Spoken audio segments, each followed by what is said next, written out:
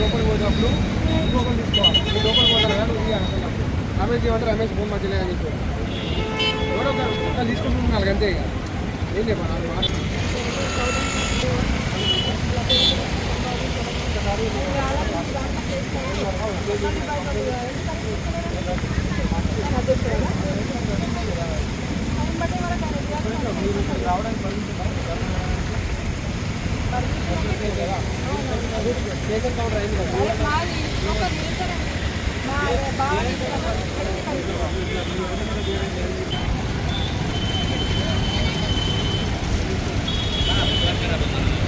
Bar association అధ్యక్షుడు తౌటం సతీష్ పై నిరసనగా ఈరోజు మా ఎస్సీ మహిళలందరం వచ్చి మేము నిరసన వ్యక్తం చేస్తున్నాం. మాట్లాడితే ఎస్సీలు మాదిగలు మాలలని ఎక్కువ ఏ కేసులో అయినా ఆయన అలానే మాట్లాడటము మాకు మా క్యాస్ట్ని కించపరిచినట్టు నేను ఒక మాదిగా బిడ్డనై మాట్లాడుతున్నాను.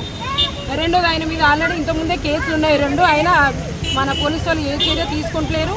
ఈయన దీనికి తోడు ఈయన అధ్యక్షుడు అండి. మరి జడ్జి గారు ఇలాంటి వాళ్ళని ఎందుకు అధ్యక్షులు పెడతారో మాకు తెలియదు.